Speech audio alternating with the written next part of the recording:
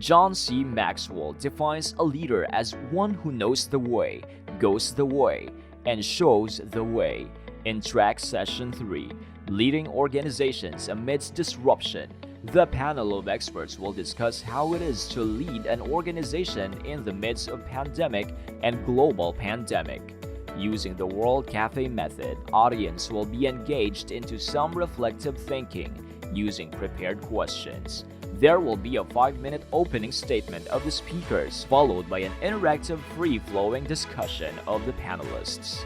Closing statements of the participants will be based on the questions given to them. Participants are expected to revisit leadership models, evaluate oneself as a leader, plan and lead transformative change, and apply soft people skills for business success. Track Session 3 is brought to you by PLDT, BPI, LTNG Credit Line Corporation, Fran Corp, and Qualiplus.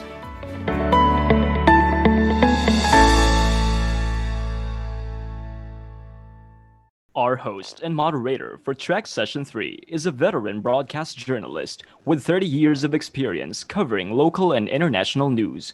He currently covers the global retail and travel industries as host, producer, and writer of Executive Class for the ABS-CBN News Channel, or ANC. Since March 2020, he has been hosting ANC Conversations, a new program that tackles the new normal in businesses and lifestyles brought about by the COVID-19 pandemic.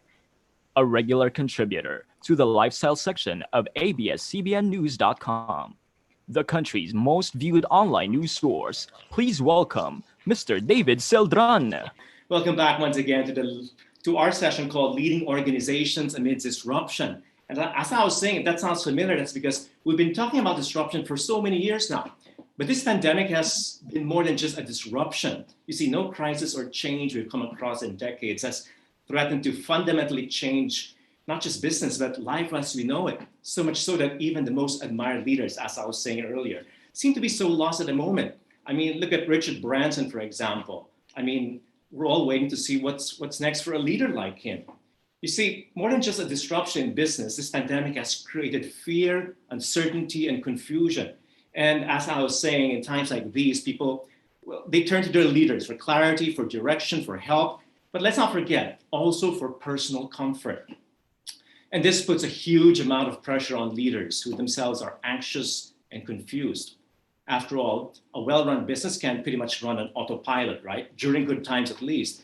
But in a deep crisis, that's where effective leadership is required, and effective leadership skills, not just in business, but people skills as well. This, after all, is more than just a business crisis. This is a human crisis more than anything else.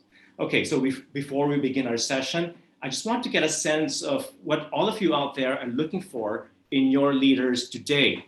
So let's take this quick survey just to find out. Can we have that question up for everyone? Okay, let's take this quick survey. First, I'd like all of you to think of a person whom you regard as the ideal leader during this pandemic, okay? Could be just a person, a real person. It could be a politician, could be a business leader, a religious leader, could be a Filipino, could be an international personality. But think about that and just write it in, type it into the chat box, or just write it down on a sheet of paper, and we'll get back to those answers later.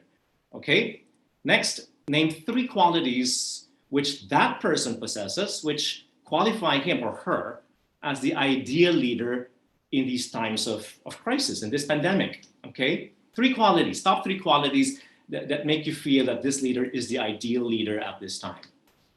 Okay, finally, list any other qualities a leader should have at this time, apart from those 3 you already mentioned. Think of other qualities that you're looking for in a leader, and not just during normal times, but during abnormal, difficult, disruptive times like we're in right now. Okay? We want you to write down those questions, remember those answers rather, and we'll get back to those answers at the end of the session. And we're gonna see if, after listening to our speakers, you might change your mind about what leadership is all about and what leadership qualities that are needed at this time.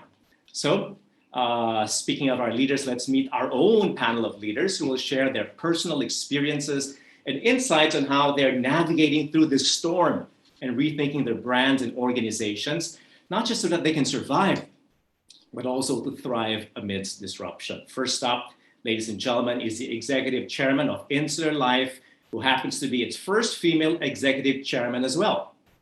As the leader of the biggest and largest Philippine life insurance company, she is revitalizing its ways to adapt to the evolving market and future-proofing her company so as to be a force for good for Filipino families today and tomorrow. She's a business leader with over 30 years in retail, wealth, investments, and private banking. She managed global and regional and country-level businesses and operations in large international companies in developed and emerging markets in the Asia-Pacific and the US. Recognized by Forbes magazine as one of the 25 Asia-powered businesswomen in 2019, she belongs to a select group of women who are breaking down barriers and shaping Asia's business landscape. Let's all welcome and listen in to Nina AGUAS. Nina, welcome to our virtual forum. I hope your mic is better than mine, though. Yeah, thank you. And good afternoon, everyone. As we say in Insular Life, magandang araw. Yes, Nina, you prepared a very short message, I understand. Yes. We'd like to hear that before we move on to the next speakers. Okay, so ladies first. Thank you, guys. So leaders must prepare their organization to be adaptable and agile and must move forward based on design, not on spurts of energy.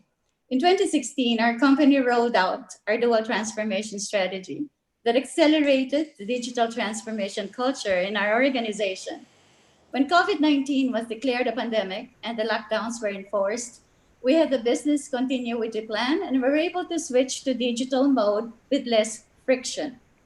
We had the infrastructure, cross-functional teams in our online platform, and most importantly, we had empowered frontliners. But it is one thing to have the infrastructure and another to have all the application needed to support business generation, business conservation, and customer service into one seamless experience. It was clear at the get-go what our objectives should be: to operate as close as possible to business as usual while keeping our people safe. Doing so, we ensured uninterrupted service for our policyholders, work for our employees, and business for our agents. Very quickly, even when most of the team were working from home, we were able to build digital applications that allowed us to operate purely online.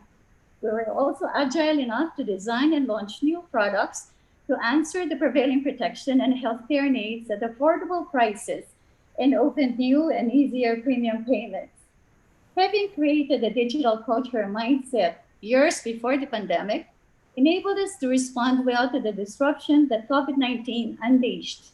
The digital capability allowed us to focus our energies to addressing the urgent concerns first, and then on the critical services that had the most impact to our stakeholders.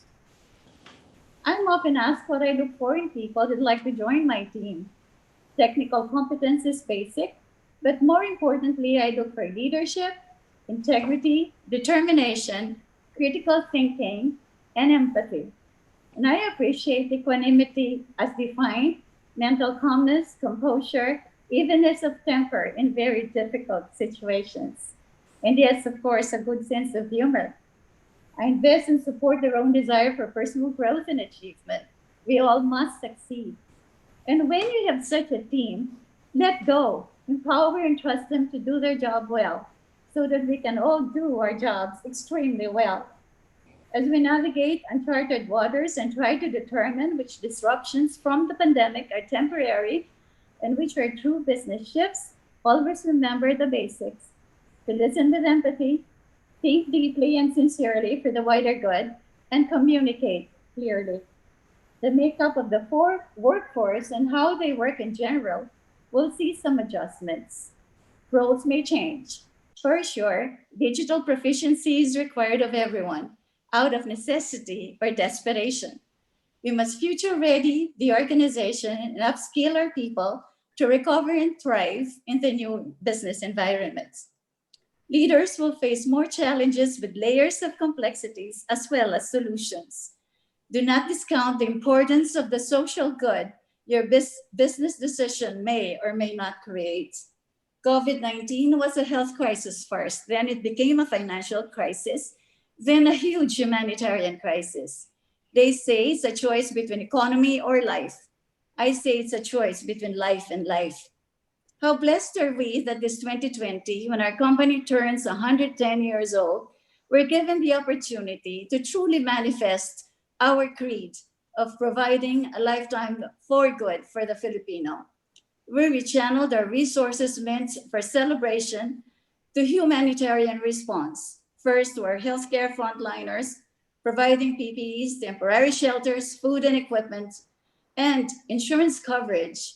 Then later, to 110,000 non-health but essential workers, gave them also insurance and hospital allowance. 2020 targets are lost for many businesses, including ours. Having a strong and resilient balance sheet allows us to continue to pay claims to our policyholders and provide them loans. All our employees are being paid full salary and given full benefits. We gave financial assistance, not loans, to our agency force. Does this make business sense? It definitely does, because keeping our promises to our policyholders and doing the right thing for our employees and agency force assures us the future in the new reality. The complexity of the current situation highlights the need for responsible leadership, as all businesses, no matter where they sit, needed to come up with resiliency and sustainability plans. In times like these, when the need exceeds the capacity of one giver to fill, I hope our leadership inspires others to give fearlessly at a moment when so many lives and the future of our communities and country need more from us like never before. Good afternoon and maraming salamat, David. Maraming salamat, Nina, and good afternoon as well. Congratulations on your 110th anniversary. And thank you for all the contributions you've given to our frontliners. So leadership that creates organizations that are agile and adaptable, leadership that thinks about the rest of the country, and leadership that, let's not forget, also believes in humor and good communication. We'll get back to Nina in a while. After our other speakers, we'll have a chance to interact with her with her own questions. By the way, for those of you who are still thinking about that person, that leader, that ideal leader, don't forget to write down that answer, including the qualities of a leader, and of course, other qualities that you feel that we're looking for in leaders right now. Perhaps you'll get some ideas from our next speaker, who became the president of SM Engineering Design and Development Corporation, or SMEDD, in 2018. SMEDD forms part of SM's property arm, SM Prime Holdings Incorporated, which is one of the largest integrated property developers in Southeast Asia, with interest in malls, residences, office buildings, resorts, hotels, and convention centers. After studying and working in Australia, he returned home in 2008 to join the SM Group as a management trainee and underwent training on the total retail business enterprise, from designing the stores to construction to service delivery and customer engagement, among so many other aspects of the business. In 2012, he rose to vice president of the newly incorporated SMEDD. The SM Group was recently acknowledged by the Philippine Retailers Association for SM Supermalls' feat of 33 awards in the prestigious Asia Pacific Stevie Awards 2020, which earned SM Supermalls the coveted Grand Stevie for the most honored organization. SM also won this honor in 2019, by the way. All right, also known as Chico to his friends, let's welcome Mr. Hans C. Jr. Chico, welcome indeed to the afternoon session. And how are you? Good afternoon, David. Thank you for the wonderful introduction. All right, we're giving our speakers like maybe 5 minutes max, just to give a short message about what leadership is in this time of disruption. So go ahead.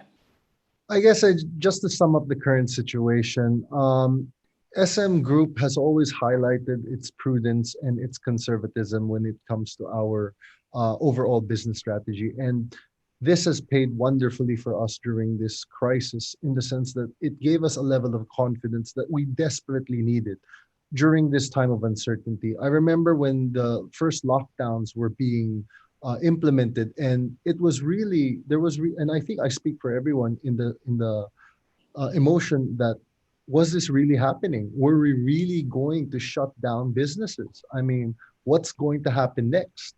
And I remember exactly that week. And the first thing that, to echo what Ms. Aguas was saying, was that one of the first things that we really wanted to discuss at that point was what's going to happen to all our staff and what is the right thing that we needed to do for them. And many discussions were laid, and there was no playbook. And I think that's one of the things I want to reiterate. We entered a period of time where there was no playbook. There was no textbook case study for this. There was nothing that you could really draw out. And one of the more enlightening moments was really that you really had to dig deep with your team and look at every possible scenario and ask yourself, what is it that we haven't thought about, and what is it that we can do, and how does this all play out? You had to simulate so many potential scenarios, and I think I speak for everyone when there was a level of inconsistency with the way a lot of the messaging was being given. So everything that you knew today was different tomorrow. So that was the kind of environment that we stood by. And fast forward to today, that uncertainty still does exist, but it's getting less and less every day. And it's in this kind of environment that I agree with Nina. It is now we are able to see real good leaders show up in the last few months, and we're able to lean on this new generation of leadership that is flexible, leadership that knows how to bend, and leadership that knows, importantly, how to compromise, where at the end of the day, not everything that you want will go exactly the way you want it. So you're going to have to learn to be very agile and very flexible at the moment, because you never know what's going to come tomorrow, really. So yeah. All right, thank you so much. We'll get back to you during the Q&A portion, but I like what you said, leadership that is flexible, leadership that knows how to compromise, leadership that knows how to learn from the uncertainty, which is really difficult, right? There is no playbook. It's all uncertainty out there, and yet it takes a certain level of leadership to learn from it and innovate. So fantastic. We'll get back to you later on, Chico, during the open forum. In the meantime, let me introduce our third leader.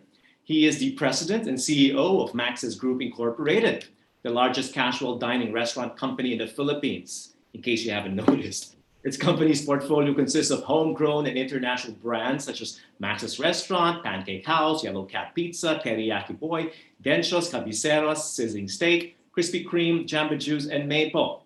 To date, the company has a total of 690 stores in the Philippines and 70 international stores across these brands in various cities in North America, the Middle East, and Asia.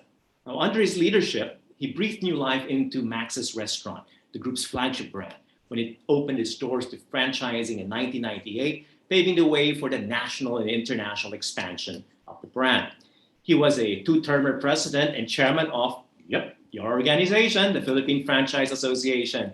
He's currently the vice chairman as well and director for Filipino Global Brands, where he oversees programs that help bring Philippine franchise brands to overseas markets. And this one is new for Robert. He is also the honorary consul of the Republic of Ireland.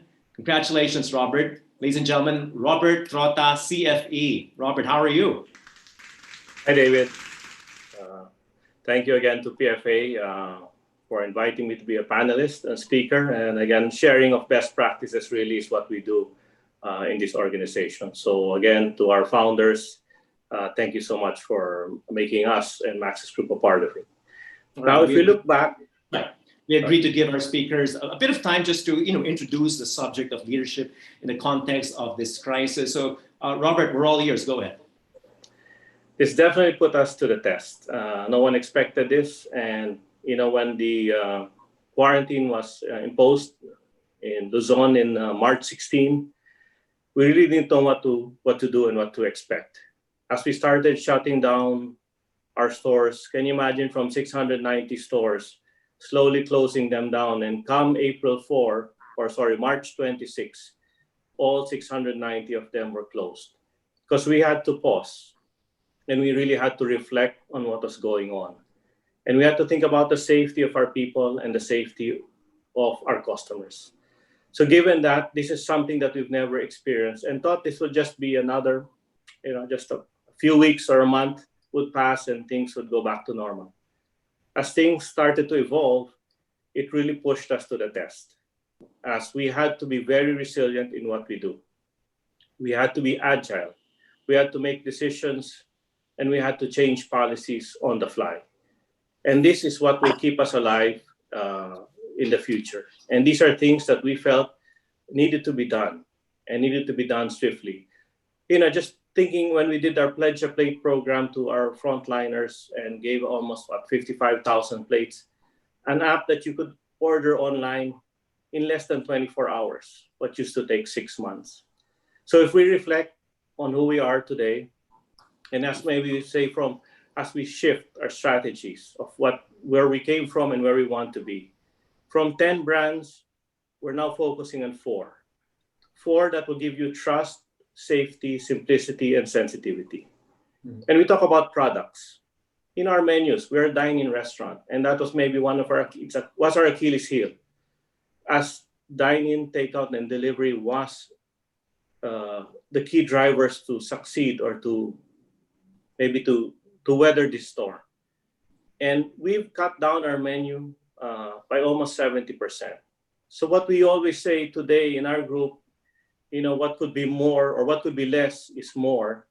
It goes to show that I could still operate more efficiently with less menu items, and at the same time, even make more money because we're more efficient and more streamlined. We also had to introduce ready-to-cook meals, ready-to-eat, which a lot of us in the food industry had to evolve into, even though there were plans. We were talking about that in the last many years of introducing, and we have in some sort, but now it just accelerated all our plans. And as we talk about channels on retail, again, dine-in as a big part, and obviously takeout and delivery took control. And being partners with our different integrators was able to keep us afloat. We had to introduce new channels, curbside, park and dine, village distribution ship, dining reservations, maybe I call that more private dining. And of course, our multi-brand cloud kitchens. They have been in existence a year or 2 back. It just emphasized that it is the right move, that you can operate multi-brands as we have our flagship store on EDSA, Corner Main in Cubao, wherein there are 5 brands in front, but there's only 1 kitchen at the back. So those are things that we have been doing. And then if you look at our supply chain, again, supplies of different materials, different brands. There were brand police, and they say they had to have this particular product specification. At the end of the day, we're talking about chicken. So we all agree that we live with what we have, and we do what we can to bring it to our customers or to our stores more efficiently and more effectively. And maybe it's nothing is rationalizing the people, maybe repurposing them. So if you had all these dining personnel that would take care of your function and events, what are they going to do now? They became our delivery drivers, riders. They became our resellers. So we had to repurpose all these people. And last, maybe not least, this is a new box economics. 50% of our revenue is dine-in and takeout today. And we need to make up for the next 50%. Where is it going to come from? Ready-to-eat meals, ready-to-cook meals. Putting our brands, having less stores in operation would make us more efficient. Making us more efficient will give us maybe more ammunition to grow in the future. And the future for us really, again, is going to be through franchising. And as emphasized by Jomag, in a crisis, we too are going to be using that. And international stores, we've got 60. They stayed open throughout the whole pandemic and are still performing and even actually making more than they used to, because it's a brand of trust and a brand that people respected over time. And I've come back to it time and time. So thank you. Thanks so much, Robert. Amazing innovations that you're introducing despite the current environment. Indeed, you can either just sit it out and wait for things to go back to normal, which quite frankly, none of the analysts believe will happen soon, or you can do what you're doing, which is innovate. And as you said, take on a leadership style that is creative, resilient, and of course, agile, and quick enough to decide on the fly, as you said. There's no playbook, as everyone has been saying so far. And that's exactly what we want to talk about later during the Q&A. How do you go through all this, make decisions without any and any playbook to rely on. Thank you so much, Robert. The food industry clearly is one of the hardest hit, the dining industry especially. And up next is the president and CEO of Golden Arches Development Corporation, which holds the master franchise of McDonald's restaurants in the Philippines. He is also the president of the Ronald McDonald House Charities Philippines, the local chapter of the global organization, which is committed to making a difference in the lives of children. Now, under his leadership, he has been able to grow the footprint of McDonald's restaurants in the country to over 660. The company is providing jobs to close to 65,000 Filipinos and has been able to make a difference in the lives of over 13 million Filipino children through the flagship programs of the Ronald McDonald House Charities Philippines, anchored on education. Our speaker was a recipient of the Golden Arch Award, the highest worldwide recognition a McDonald's franchise owner could receive, and the Best Development Team Award from the APMEA Regional Development Awards. A virtual round of applause, virtual because we can't hear you. Let's do it anyway for Mr. Kenneth Young. Kenneth, thank you so much for being with us today. Hi, good afternoon, David. Oh, Good to see you again. Yeah. So, Kenneth, again, we have like a few minutes for everyone to speak, just to introduce what you've been doing, innovations, and of course, what you've learned as a leader so far. Go ahead. Thank you. Well, first, special greetings to the PFA, its officers and members. This is a wonderful conference, an event that we all look forward to annually. And so congratulations again. And thank you for inviting me this event, which I hope to learn a lot from, not just from the fellow panelists, but even from the questions asked from all who are participants here. Anyway, I think as you said already, the restaurant industry has been one of the hardest hit. And like most businesses, we're all in the same boat. No question, it has impacted us quite significantly. But I think as a business, I want to look at it long term. And I believe that long term, the business will survive and thrive. So I think, and when we speak about traits, I think what leaders and their organizations need are really a positive, can-do attitude, resilience, agility. These are the traits that our organizations need now. And, you know, at the onset of this crisis and until today, we actually set out to do three things, mainly focus on three things, which is our people, our business, and our brand. So when I refer to people, it's really about our customers, our employees, our suppliers, and our franchisees. And those are the people who make up our system. And so early on, it was our priority to keep as much of our restaurants open. And I do empathize with Robert earlier when he said they had to take a pause. Because at one point in time, we had more than half of our restaurants closed. And because really, I also heard Chico say that there was no playbook. And yes, there was no playbook on this thing. But despite that, as I said, it was really our priority to keep our restaurants open, really for the benefit of the community, the customers, and our people. Franchisees make up almost 50% of our system, and they are very important. They are critical. I obviously, the franchisees are our partners in good times and in bad. And during this particular period, we have had to also work together to keep the businesses alive. And in order for us to help them, we've actually had to waive and defer their fees and some of their obligations. But because we look at the business long term, I think that's clearly very important. For our employees, we created an online McDonald's Open University for our people because all of them were working from home. And so we thought that we should establish this so that we can continue learning and development even while they are at home. And also with our partnership with Ronald McDonald House Charities, we created the McDonald's Kindness Kitchens.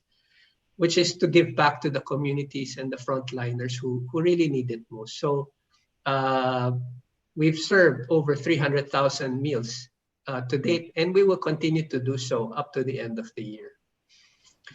For the brand, I think it was clearly very important for us to continuously communicate and reach out to our customers. And we had to do this as much as we can.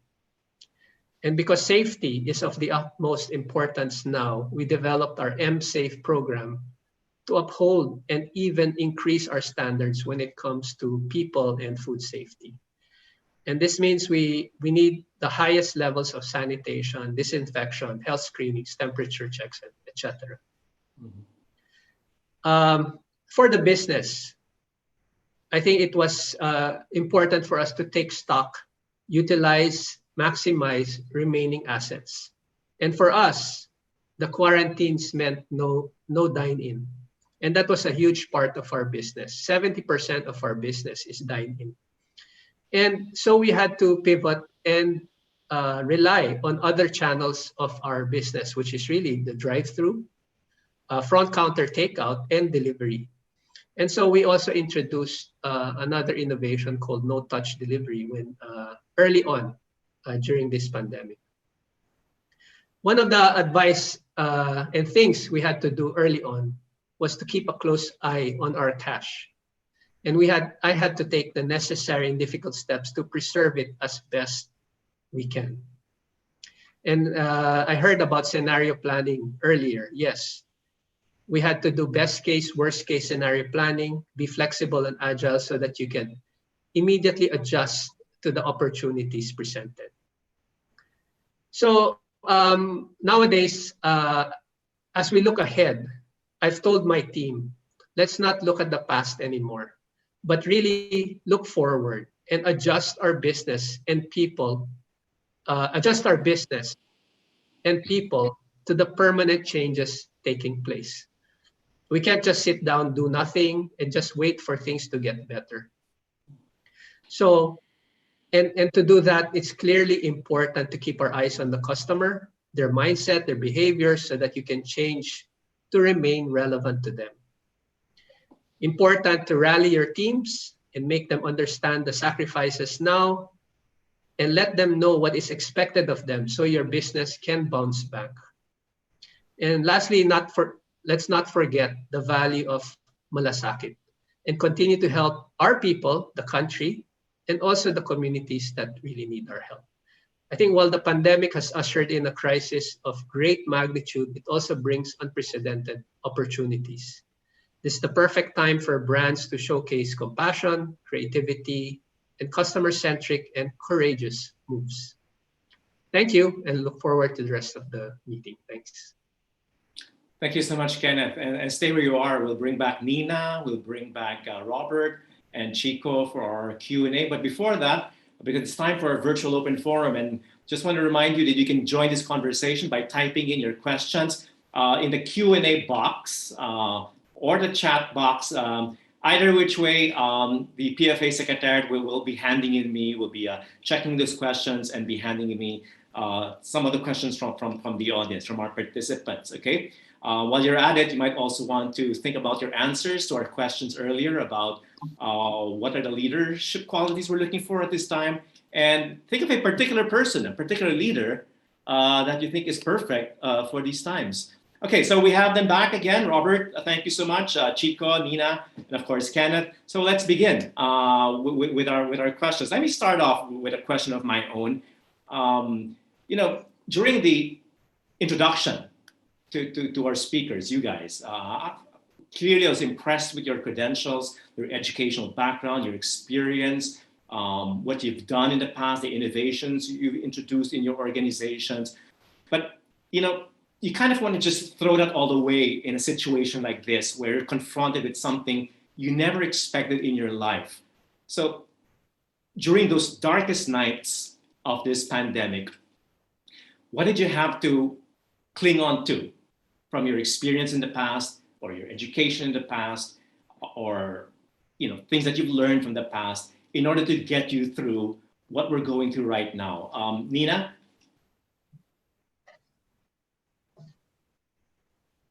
Yes, I think I will be aging myself if I tell you I went to to a global crisis, financial crisis before, and I think experience and seeing it, as I said earlier, we've walked through fire and tight ropes in the past, and so it becomes almost second instinct to be able to deal with the crisis. But then again, you're dealing with a different. Set of like people, definitely, and a different organization, at least for me. I was a banker first before I was with insurance. And there are many more balls up in the air in the first one.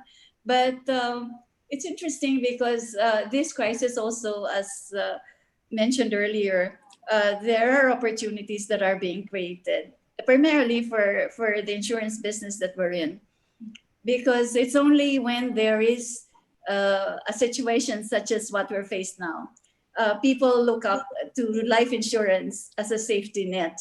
So where before they say to you, I don't have time, I don't have the need for it, I don't have the money for it.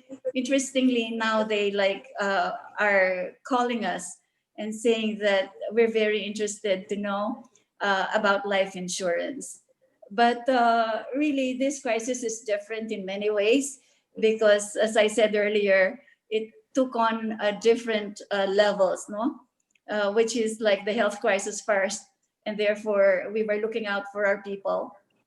And then second, the economic crisis, maybe akin to franchising our general agencies because they are independent from the company itself, so that ours is a face-to-face business. So there was extreme difficulty for them to be able to underwrite new clients and new policyholders.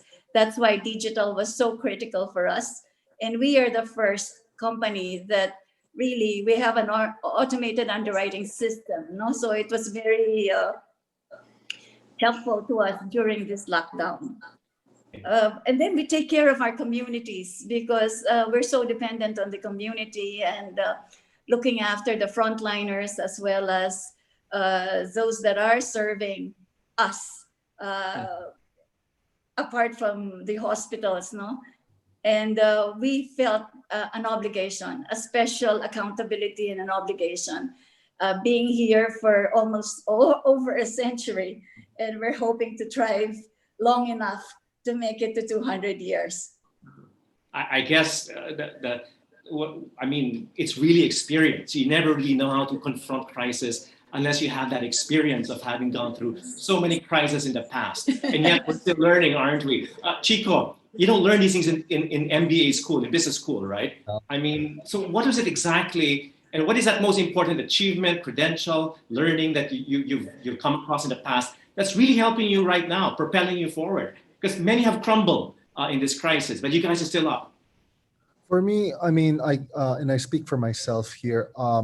This is my first global economic crisis at the helm of an organization, and I still look back to the first weeks of lockdown in the sense that, was this really happening? Is this going to be the big one of my, or at least the first one for my generation? And you're right. There were many nights where the anxiety was just unexplainable because the amount of responsibility you hold and the duty you have to all your staff members, it's suddenly being questioned in the sense that what's tomorrow going to be.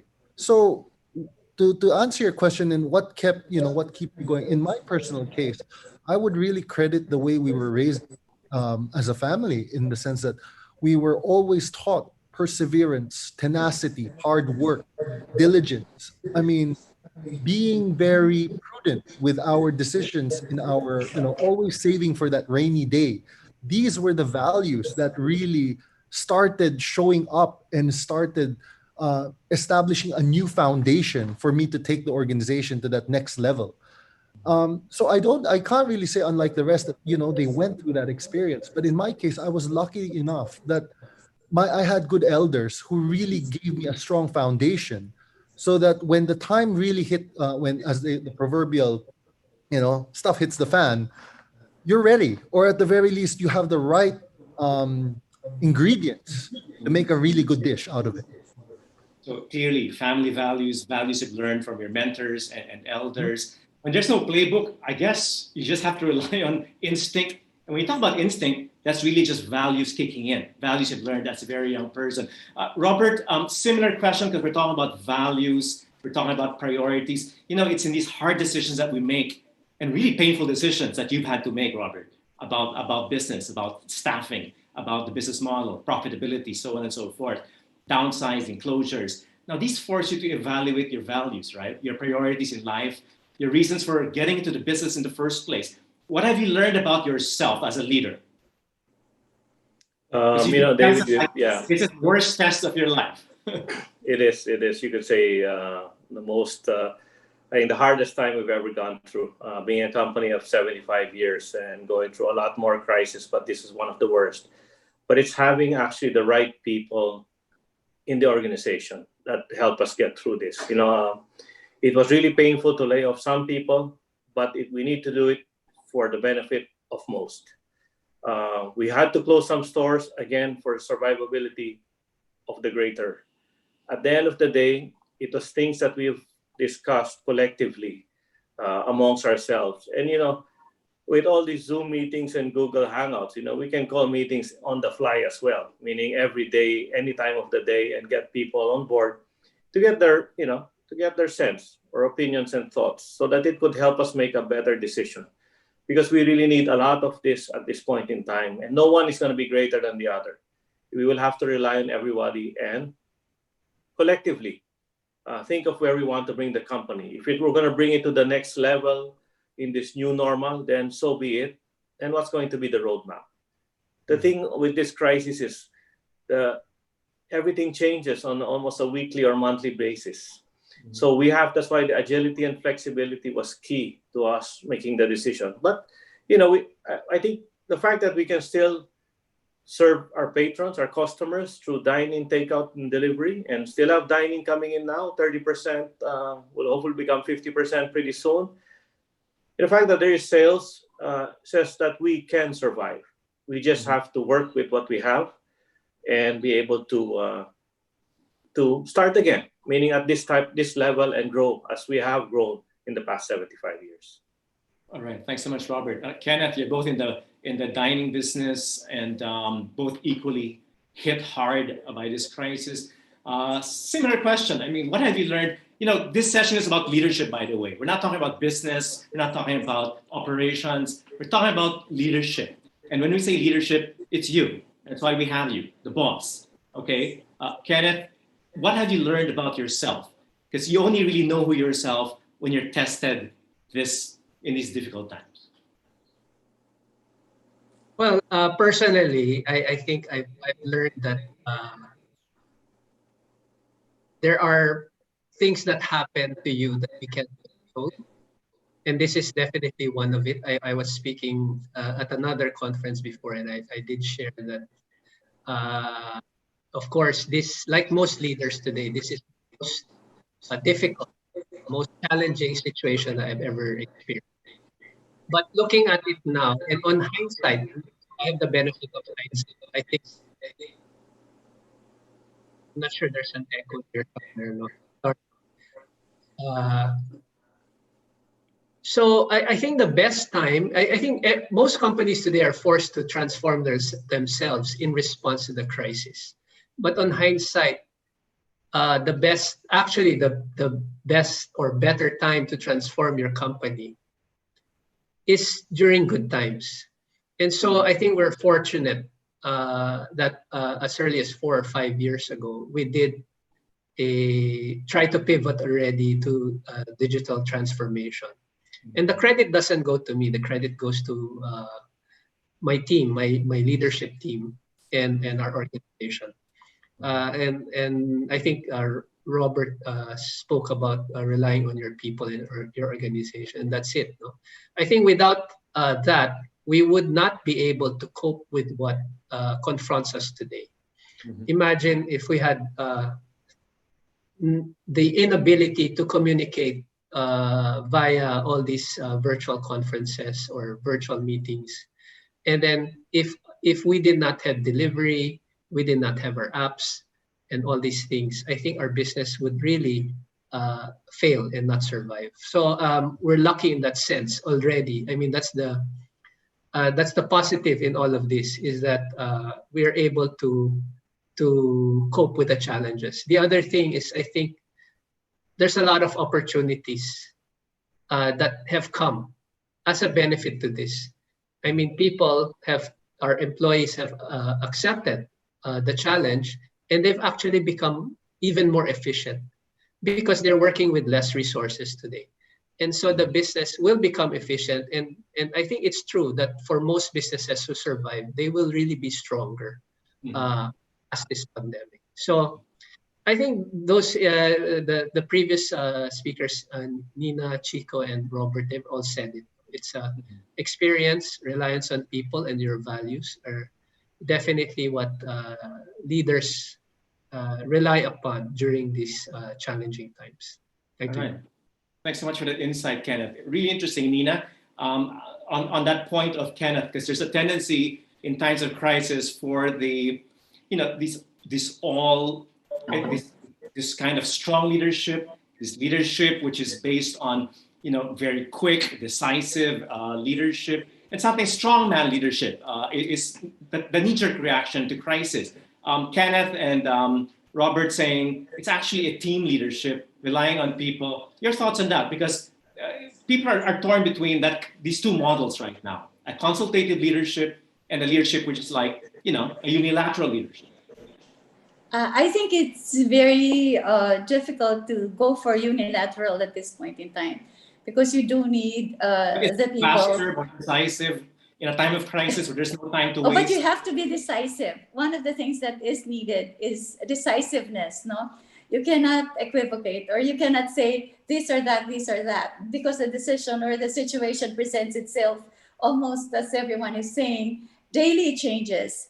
So you have to make a call right then and there. And hopefully, given the experience and given the voices within the organization that have seen through a similar situation in the past, but it's very quick. It's not as if like you have the luxury of waiting, right? And so decisiveness, I think, is important, particularly when it comes to the people, as well as your clients and customers, no? So it's a given that we had to set up the infrastructure very quickly, but we had it.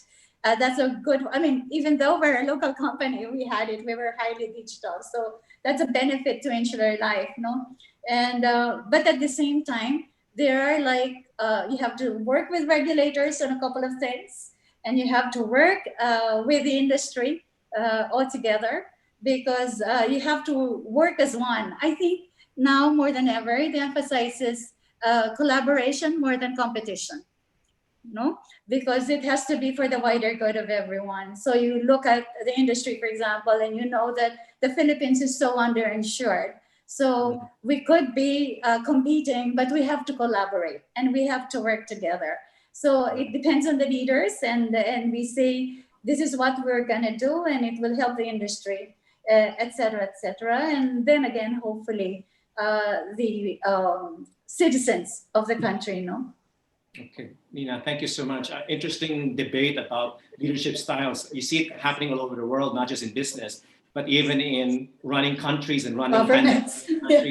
Yeah. You have the female leaders of New Zealand, Germany, Taiwan versus, let's say, the Trumps and the Bolsonaros of Brazil. Very different styles, different outcomes. What are we learning from this, Robert? Since you're honorary ambassador, isn't it?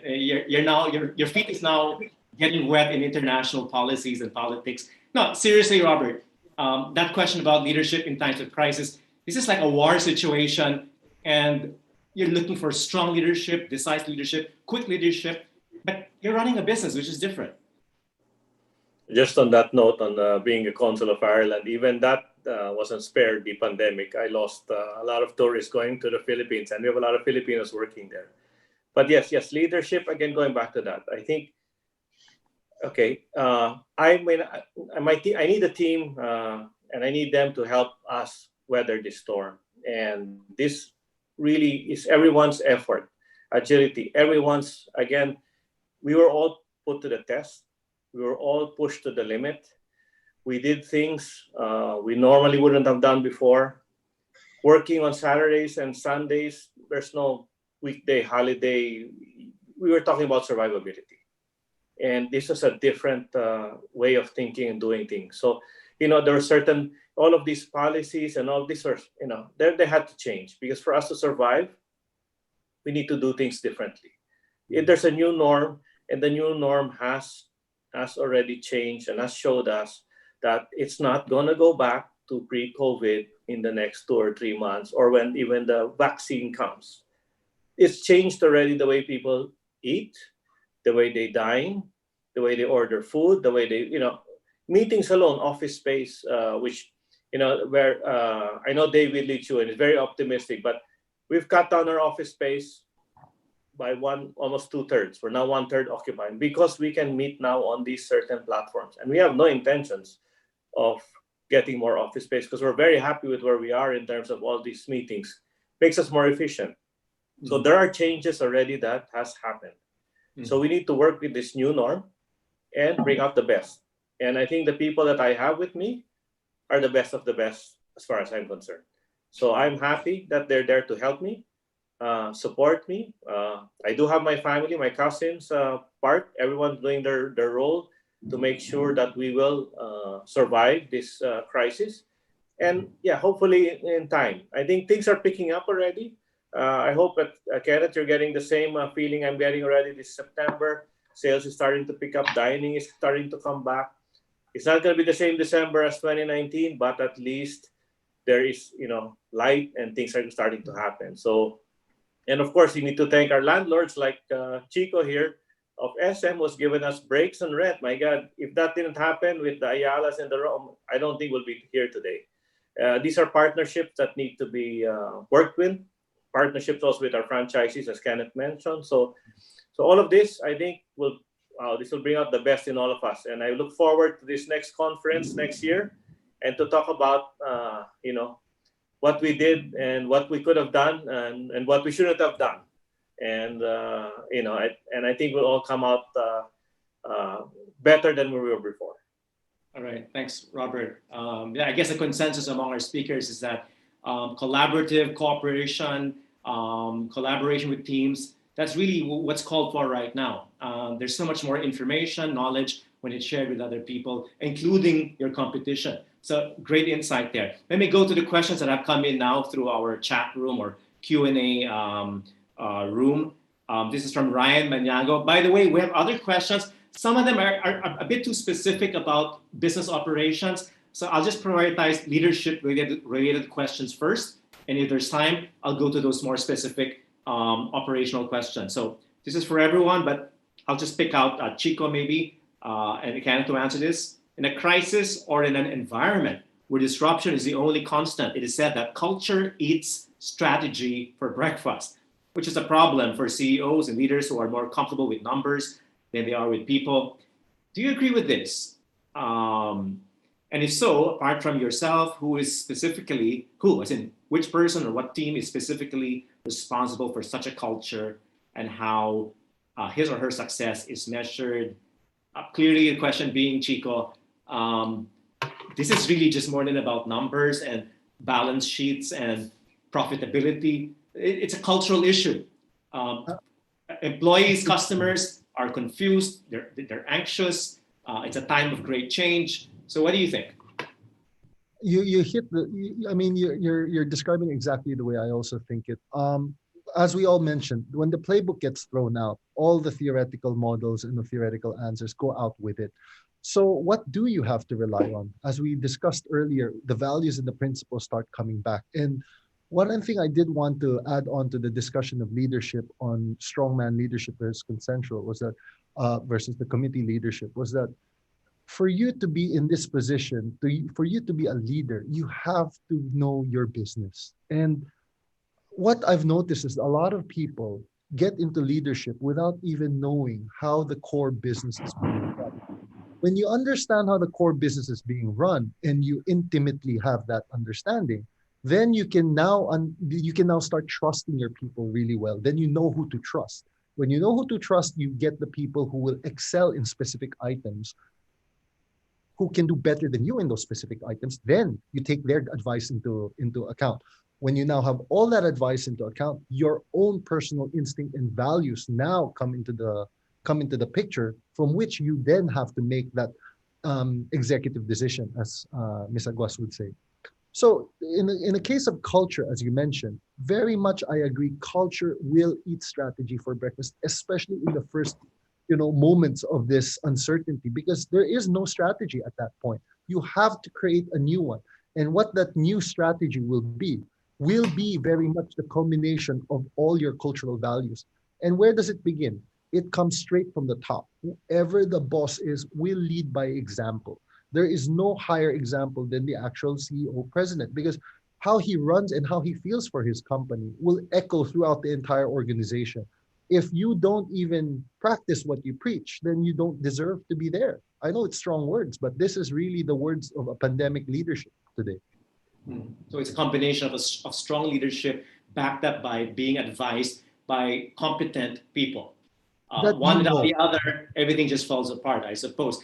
Kenneth, similar question, but let me just tweak it a bit, because McDonald's is not a Filipino brand, obviously, and that means you have to work with a global culture, a global playbook, so to speak. You don't have the liberty to just change the rules here anytime you want, correct, Kenneth? So considering these constraints, how are you still able to be agile, flexible on a day-to-day basis without having to consult with the headquarters every hour? Well, David, I have a different opinion with respect to McDonald's not being a Filipino brand. Okay, I meant that literally. I don't want to get into a debate about that. I think so. It's become very Filipino. The menu I see Robert smiling also, and he'll probably agree with me. I just meant, Kenneth, that it's an American. I mean, you know what I mean. There's a hierarchy, a headquarters that you have to deal with. Yes, I do. Yeah. Well, just speaking for McDonald's, the brand, of course, emanated from the United States, but today it's present in over 120 countries, and McDonald's aspires to be a locally relevant company and a locally relevant brand.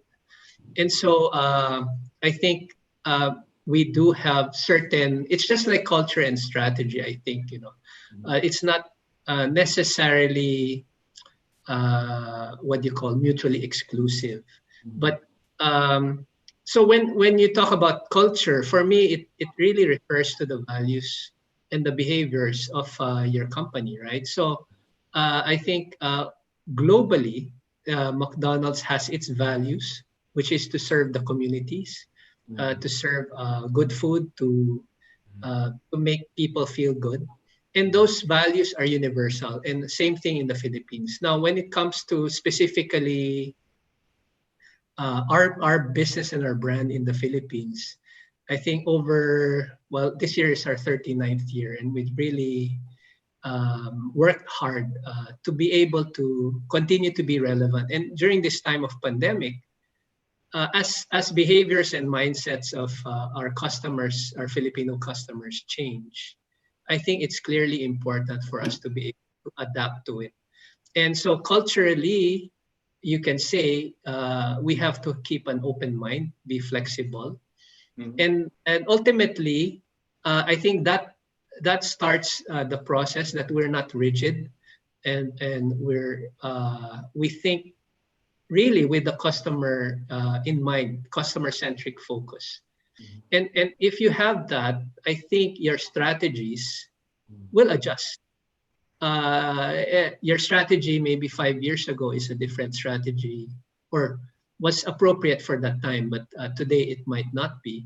And so for us as businessmen, as franchisors, or even franchisees, clearly we have to look at our relevance to the customer, and to be able to do so, look at that, and then I think the strategies will fall into place. Your identification of strategies will happen.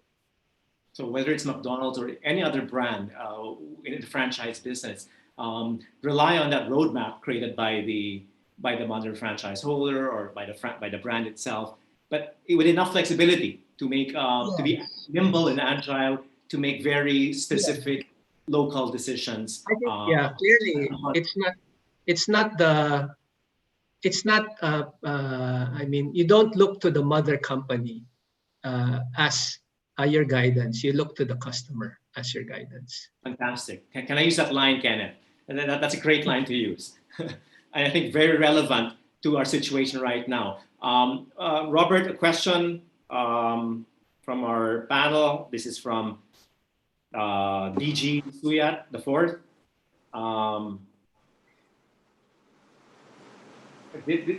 Let me just paraphrase, okay? It's very specific about accounts receivables, about support systems to your franchisees. I guess if I were to just get a sense of what that question is and make it relevant, which is a relevant question right now, you're speaking as leaders, okay? But what about those who you have to deal with? Meaning those who own the individual stores, the franchise holders, they're going through an entirely different thing. We're all facing the same dilemma, but of course at a different scale. What do you have to say to maybe the small business owners who don't have the resources, don't have the consultants, don't have the resources that you have? Robert. Yeah, you know, that's a tough question. That's why, in the franchising, that's where you got the big brother or your franchisor to help you in some ways or the other, and experiences, you know, from the different stores that are operating. But on an individual, I think I read that one of those questions: how do they survive? And you really have to preserve your cash. You need to preserve your cash because that's going to be to preserve your future as well. So you may have to cut costs drastically. And I said, you can make more with less. We cut down our menu, we cut down our operations, and with maybe half the sales, we're not as far from where we used to be.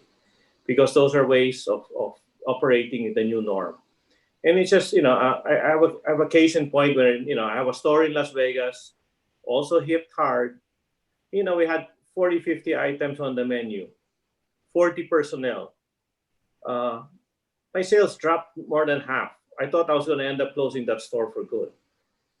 I reopened it with 6 menu items and started off with 3 personnel that became 5. Now I have maybe 12 personnel, then 12 menu items, a simplified version. I'm making more money than I used to.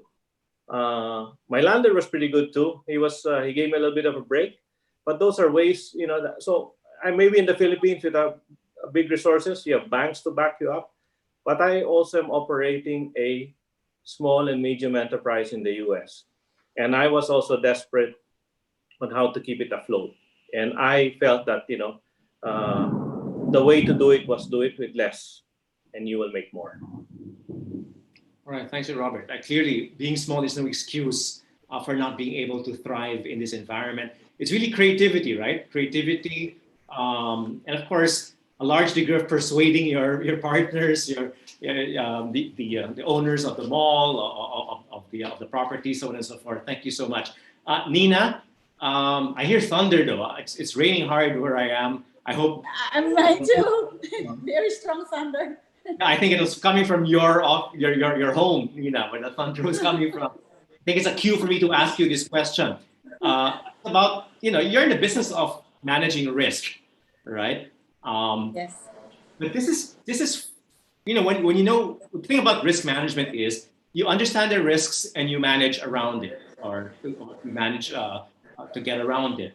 But this is more than a risk. The pandemic has just been out of nowhere. How do you plan ahead? Not in an environment that is risky, but even worse, an environment that is uncertain. I think all our speakers, Chico, Kenneth, Robert, all saying, day to day, you don't even know what's going to happen tomorrow. How do you even plan ahead? Actually, we were talking about strategy earlier. There's really no more medium or long-term strategy at this time. It's almost week-to-week strategy planning, or if you call it a strategy, or actions to be taken within the week, no? But we were very fortunate because we have a very strong balance sheet and very high liquidity position. So what we did do was go overdrive in terms of supporting our policyholders with policy loans, with giving them premium payment moratorium. And we've also given ex gratia to cover COVID at this time. because our contracts, for example, for healthcare do not include coverage for a pandemic, but we did do so until the end of the year, for example. And you can't really plan something like this because I was seeing that Insular Life survived a World War II and several financial crises, and we're still standing, no? So I think endurance is one, and being loyal to your policyholders makes them loyal to you as well. And we stayed when others would leave, right? And because this is our country, we have to raise our own flag and make sure that we are recognized as a Filipino company that made it to 110 years. So really, it is the collective experience of my team, as I think Robert also said, had to have a good team, so did Ken and Chico. And they're very well experienced, and they know instinctively what to do in terms of risk management.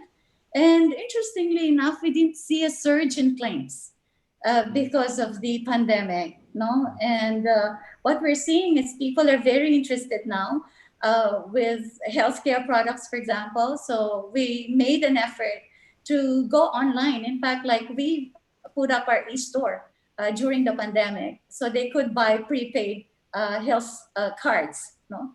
And that was really helping the C segment in a way.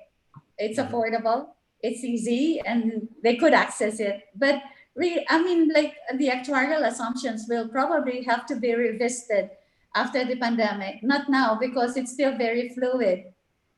Even for insurers, I think they're still very, very, very careful. No? So, but anyway, I think the power of what we have is the strength of the balance sheet, our net worth, and of course, our liquidity position. And more than anything else, I think it's the trust in the brand. Yes, it's the trust in the brand. And that's why we look after them very well. In the world. Yes. There's this question about trust. I want to ask Chico, actually everyone else, Kenneth and Robert as well, but hopefully a quick answer because we're running out of time. So the quick question is, how do you establish trust among your people and your stakeholders? Or how do you maintain trust in your organization? As we know, trust is a foundation of a community, especially now that there's no face-to-face interaction, everything is virtual. So the question is your trust within the organization and trust with your customers, Kenneth? Yeah, I think trust starts with honesty and transparency. So in the, as this pandemic or this quarantine hit our business hard, what I did was to immediately speak to our people. Sorry about the feedback. I'm not sure where it's coming from. Right. Yeah, so I think it's important to establish that. And yes, we did have face-to-face meetings, but I think the virtual meetings, all forms of communication was important for us to utilize. So whether it's through video or correspondence email, to explain the situation, from small meetings to large meetings, I think is critical. In McDonald's, I regularly meet with a small group of our employees now. We so where we, they can talk to me about anything and everything, ask us difficult questions if necessary, and if they want to, and I will be very happy to answer it. So I think it's for me most important. Chico, construction, design, big ticket items, trust is all the more important. You're not just buying a meal here. You're talking about buying units, properties, really big ticket items. Trust, transparency at a time like this, which is very difficult because people are hard to reach. There's little information that you can actually give, even if you're telling the truth. How do you develop and keep this trust? This is where family values comes in, and we're taught very early on, your reputation is everything. So everything you do shall be held against you in the future. So you have to make sure that all your public actions are consistent to what you really stand for. And we like to think that over the years, SM has really done the right thing for the community. And we really, I mean, the family personally stands by that commitment. We will, we love our customers. One of my most famous examples discussing with my grandfather when he was still around was he would always remind me, always give an upside to the customer. Never take everything from the table.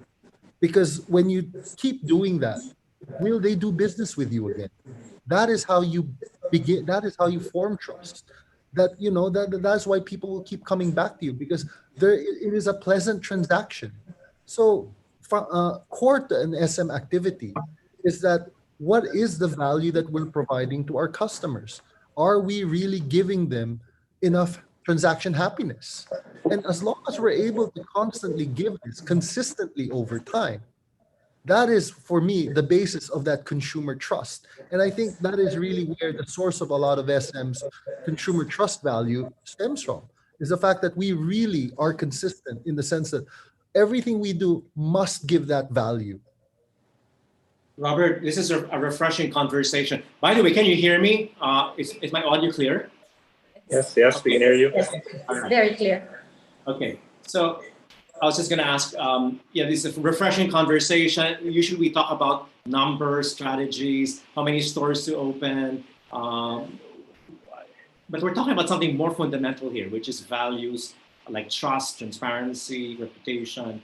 My question to you is, empathy is another thing that's important, especially with your employees, especially with your customers. People are afraid, people are scared of losing their jobs, of their lives changing.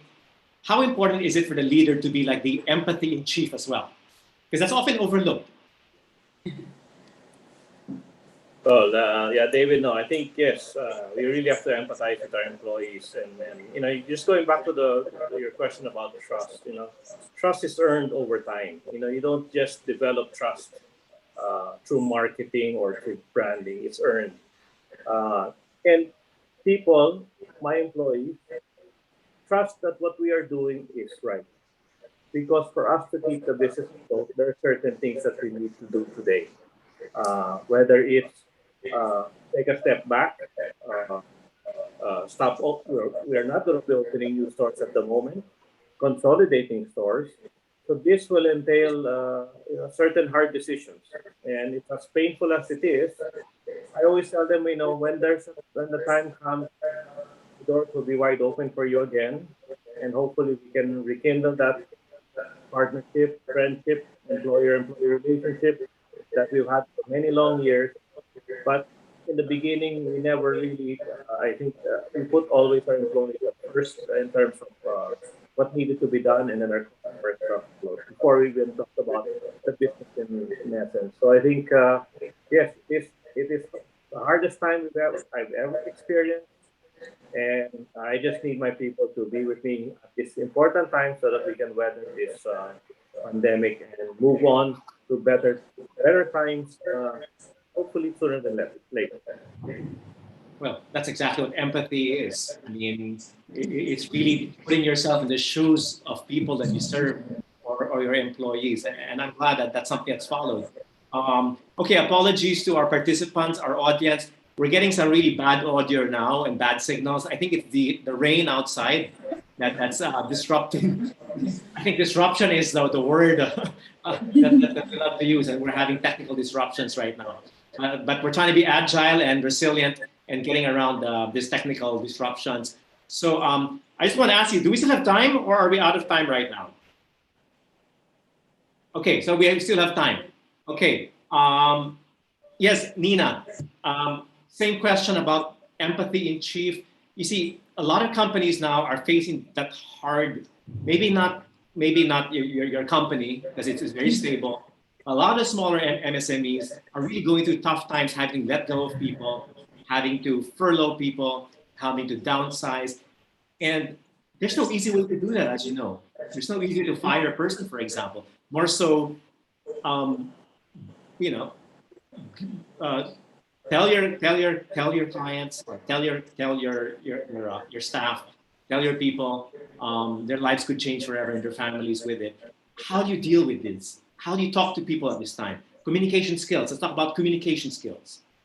Yes. Uh, it's really challenging, no? Because although we're a very stable company, with all the lockdowns and working from home, we have only about 19% of our people working on site. And there, it presents opportunities as well to look at the organization, etc. And there could be people who could be impacted. And likewise, it's hard to show empathy when you have to say no. There's some hard calls that you have to make as well, whoever is the stakeholder. And I think if you sincerely want to be heard and to be appreciated in terms of the message that you're trying to deliver, it will take a while for it to take root and settle and just say, but keep the communications line open.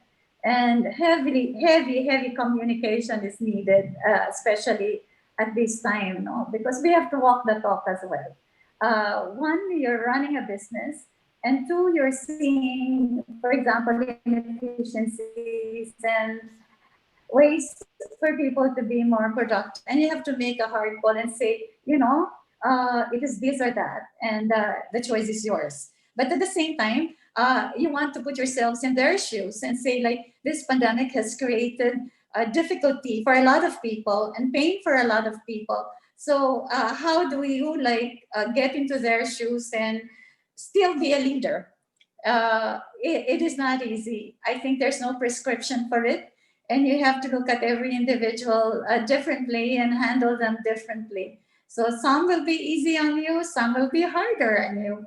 And it's just, I guess, what it takes to be a leader, to be able to say yes and to be able to say no at the same time. So David, really, it's a hard spot to be in at this time. It is. What a hard time to be a leader. Just so much pressure on you because everyone's looking up to you for direction, and not just direction, but for comfort as well. Very difficult. Hard skills, soft skills at the same time is what people are expecting. But at the same time, I must say, it brings out the best in everyone. And you begin to discover yourself and what you're capable of.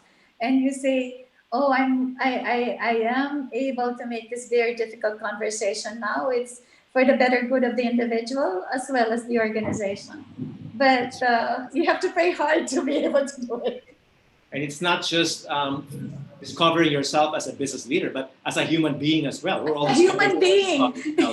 As humans, as fathers, as sons, as friends. It's all happening at the same time. Let me just kind of close this conversation with two final questions. But this one, just quickly, I want to talk about looking forward, because we're talking about handling and managing the crisis right now. Robert, what innovation do you think that you're introducing right now will matter most post-pandemic? Because right now we're doing a lot of things, cutting down the menus, we're reimagining a lot of operations because we're reacting to a crisis. But regardless of the crisis, because we're going to get out of this anyway, we all agree, at one point or another, what will be that innovation that will be most profitable, both in terms of human values, in terms of financial values for your company? This crisis has, trimmed the fat of the company and brought down or made our processes more streamlined. That will be carried on after this. And that should make us a better company, more profitable at one. I can, as Kenneth mentioned, the things my people do today are unimaginable. Just to make a nap in 24 hours versus it takes 6 months. Those are simple things that brought the best in our people. And I'm sure when this pandemic is over, my people, then the company will be able to work the same way, much better, much faster, and with more operating stores. So we actually look forward to next year. It's going to be a good year for us, and hopefully, obviously, come out better than we are this year. And as David Lee Chu said, revenge spending, right? We're all looking forward to that revenge spending in your. Well, I don't know about bilge eating or so. Okay, Chico. Yeah, same question because I want to end with that. What is that one change that you've instituted? Because a lot of these changes are just temporary, and once the pandemic is over, we might revert to certain things that are back to normal. But the one thing that you think will be lasting and really important, even 10 years down the road. For a company as large as SM, one of the more fundamental innovations really was it's basically an engine overhaul. It forced us to really have a good hard think on our most fundamental operational procedures, on our organizational structure. And I'm truly excited because I think SM will come out of this a much stronger, agile, and lean company. And watch this space. We will have some exciting announcements over the next few months, really, because of this kind of catalyst. So for me, it really was that. It forced a rethink and it accelerated a lot of changes that would have just been taken for granted because we didn't need it at the time. We were comfortable. But now that this change has happened, we actually have something really good to look forward to. As a philosopher Nietzsche said, what doesn't kill you makes you stronger, right? Kenneth, same question. What rethink that you've had to do is something that you'll want to carry over even after the pandemic? It's a tough question to identify. Just one thing, David, because I think like most of the businesses here presented here, we've had to go through everything from revenue generation to cost reduction, and each and everything. I think continuous improvement and efficiencies in that help really and really help the organization become more efficient. So if I were to choose one thing, of course, any business will have to rely on revenue. So whereas before, restaurants in general would consider themselves as a dining business, I think today we have to really pursue being an omni-channel business. So make sure to look at all the channels available to you, and of course powered maybe by digital, because that's the way forward as well. And I think that's the focus we have to do, or we have to make for the future, because again of the significant impact on our revenues as in our industry. Thank you so much, Ken. And I think one other thing that we'll all really still keep is our obsession with safety and health. And congratulations on your M-Safe campaign, Ken. That's fantastic. I really love it. Nina, just want to end with you that one change you've instituted that will be carried over to the future. And in fact, you'll be looking back and say, wow, I'm glad we thought about this.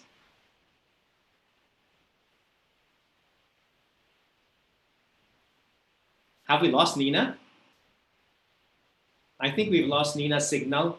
It's really raining hard. I think we're neighbors somehow with Nina AGUAS because it's raining cats and dogs here. Oh, Nina, there you are. Okay, Nina, my question was, in case you missed it, that one change you've instituted so far that you'll carry on into the future and look back and say, wow, I'm proud we actually did that. We will continue to work from home. Definitely, we're not going to bring back 100% to the offices. So we will probably have reduced occupancy, and that could be leased out because we own about 60 buildings nationwide. And even there, we've seen also a reduction, and we had to give also allowances to our tenants, no?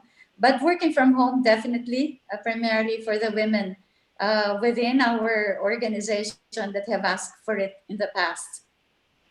And of course, our digitalization journey will continue to the extent that we can, but person to person would still be available because Filipinos are very social in that way. So we won't let go of that. But digitalization and work from home, definitely. All right, thank you so much. My final question is a quick one, and I hope it's not a surprise. It actually is a question to our participants. So who's that person that you admire the most as a leader in this time of crisis? You don't have to be controversial about this. It could be a business leader, a religious leader, could be someone you know personally, may not be a public figure. But tell us why, who that person is, and why you think this is the kind of leader we need at a time like this. Robert, let's start with you. Yes, that will have to be my grandmother who started Max's restaurant, because it's her hard work and resiliency that made us last for 75 years. She's gone through world wars and not only Asian crisis and all of that, but I think that hard work and determination has made us what we are today. Thank you so much, Robert. Values, indeed. Values is what's really important. Kenneth? Difficult question, but I think all of us have our frontliner. I mean, we credit frontliners for like the medical community and all that thing. In our business, our frontliners are people in the restaurants. So I can't identify them only one person, but I can identify them collectively. And so my heroes today are people that are manning our restaurants, because they're day in, day out. They're risking also to make sure that the business is surviving and keeping faith. So I think I escaped that question a little bit. I think truly in my heart, those are my heroes today. No, I think we share your sentiment. I think these are people we never think about, but they're the ones who have got us through this crisis. The people who are serving you food, delivering things to your house. They're not the big names, obviously. They don't get a lot of attention, but I think, yes, a big round of applause to our frontliners. Chico, let me guess, your family. Absolutely. I mean, I am who I am if it wasn't for my family. As I told you, unlike some of our more wise panelists, I did not have the luxury of going through some of these personal experiences that they have. So I really give full credit to my family for making me who I am. And they're the really, I mean, I think they've been defeated enough, but I really believe they're a sterling example of how, you really need to go through a crisis like this. To every single one of them, they've exhibited the core values that I strongly believe is required to take this country to that next level. And we stand committed to, using ourselves as an example to at least perform and hopefully bring the country to that next level as well. So yes. All right, thank you. I think politeness is one of those values of your family. Notice how Chico said, unlike the wise speakers, instead of the older speakers. Oh. It's true. I did not say that. I said it. But he said wise speakers, and our wise speaker Nina, who's my age anyway, so we're both on the same. Nina, it's a question. One leader that you look up to the most at this time. Well, I can't cite one single individual, but I think it's a confluence of attributes and traits of many other leaders where you can pick an attribute that you say, yeah, that worked in that crisis, or this works. And they just come to mind at a time like this. And but you can't I wish I could put a model in front of us and say, this is the leader of today and what we need for the pandemic. But truly, it's really a collection of all the attributes and traits that make up for a good leader. Because I can think of, I am a Democrat, so I can think of President Obama, who communicates very well, for example, and a couple of other leaders. You just keep that in mind. And I cannot say just one individual. Of course, Mom is one, and she was a very strong woman. And so I think I took some of her traits with me as she passed on. And David, I'm sorry, I can't give you just one name. It's okay. It's okay. It's a composite of different people in your life that you admire the most. So thank you so much. Before we thank you officially and let you go, because we still have a photo op at the end of this, stay where you are, speakers, because we want to ask our participants now who they felt or who they thought were their own ideal leaders. We asked them the three questions at the start of this session. Who was the ideal leader that they've identified at this time? Three qualities that these leaders exhibit that make them the ideal leaders during this pandemic, and what other values and what other qualities, characteristics we feel are important. And I'm pretty sure after listening to you, Robert, Chico, Kenneth, and Nina, a lot of what you said is now part of their answer because we gave them time. But leadership in this time of crisis is very different. Just a year ago, right, Robert, Nina, Kenneth, Chico, I bet if we were to ask that question, who is the leader you admire the most? 1 year ago, even just January of 2020, it'll be an entirely different list of names from what we're going to see, from what you've said.